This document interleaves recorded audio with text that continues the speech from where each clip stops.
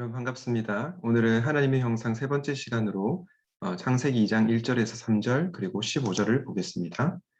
하나님은 하늘과 땅과 그 가운데 있는 모든 것을 다 이루셨다. 하나님은 하시던 일을 엿새 날까지 다 마치시고 이른 날에는 하시던 모든 일에서 손을 떼고 쉬셨다. 이른 날에 하나님이 창조하시던 모든 일에서 손을 떼고 쉬셨으므로 하나님은 그날을 복되게 하시고 거룩하게 하셨다. 15절입니다. 주 하나님이 사람을 데려다가 에덴 동산에 두시고 그곳을 맡아서 돌보게 하셨다. 아멘. 우리가 이번 주에 하나님 형상에 대해서 묵상을 했었죠. 그래서 첫 번째는 우리는 그 세상을 지혜롭게 다스리는 모습으로 하나님을 반영한다 주제를 다뤘고요. 두 번째 시간에는 우리는 하나님과 다른 사람들과 관계에 맺는 모습으로 하나님을 반영한다라는 주제를 다뤘습니다. 그리고 마지막으로 이제 오늘 본문에서는 우리는 일하고 안식하는 리듬으로 하나님을 반영한다 이 내용을 한번 살펴보도록 하겠습니다. 여러분, 우리가 하는 일이 저주일까요? 축복일까요?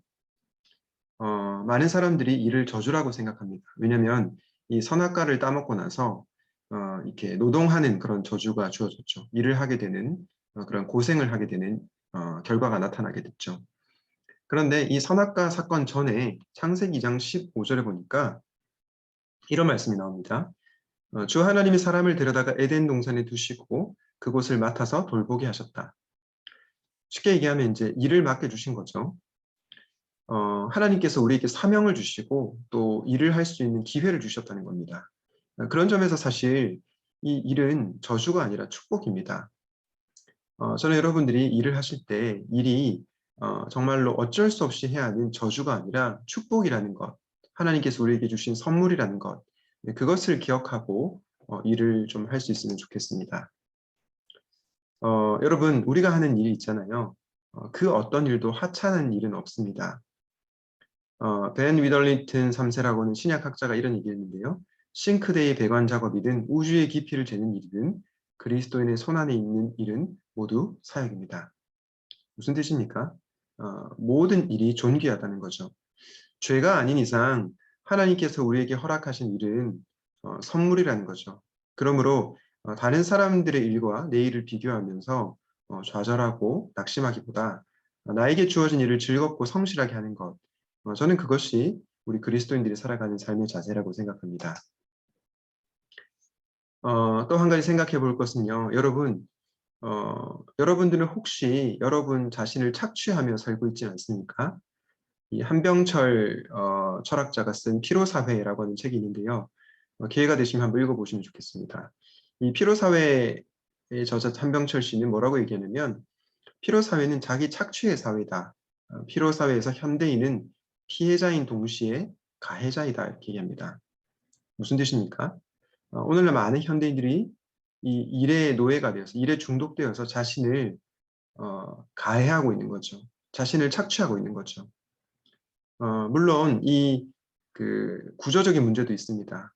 내가 일을 하고 싶지 않고 또 좀 쉬고 싶은데도 어쩔 수 없이 일을 해야만 하는 사회 구조적인 문제가 있겠죠. 그러나 또 한편으로는 우리가 그런 성과 사회에 길들여져서 그런 문화와 또 세계관을 거부하지 못하고 있지는 않은가 그런 생각을 하기도 합니다.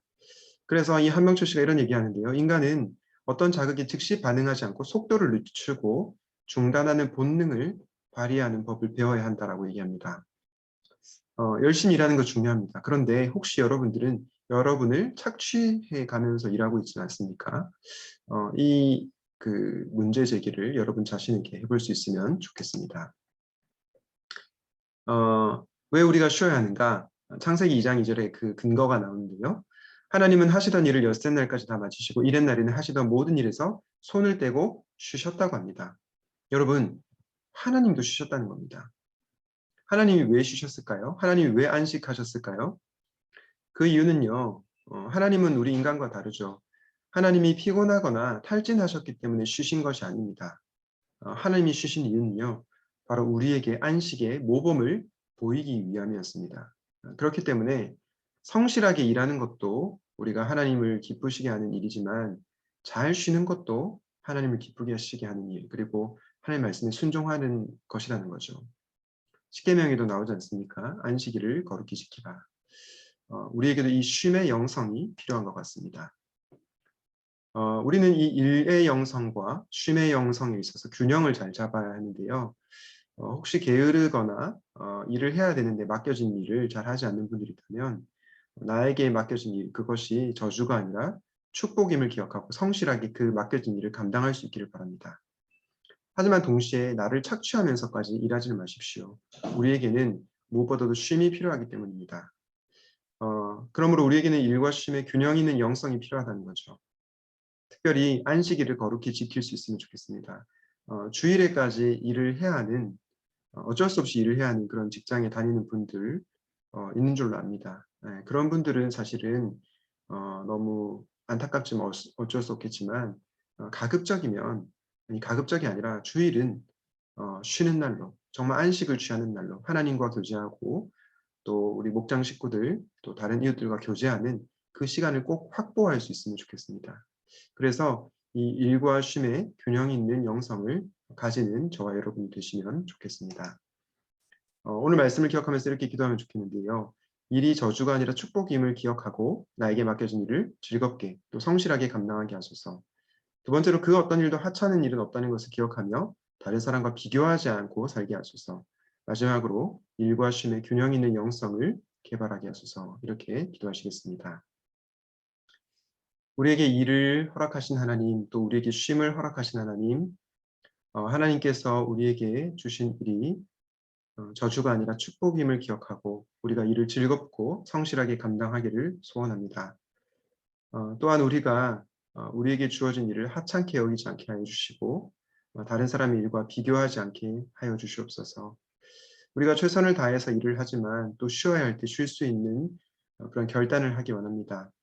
일과 쉼의 균형을 잘 맞추어 가게 하시고 또 성실하게 일하되 자기를 착취하지 않는 안식하는 그리스도인들이 다 될 수 있도록 도와주시옵소서. 이 모든 말씀을 우리의 주인이신 예수님의 이름으로 기도하였습니다. 아멘.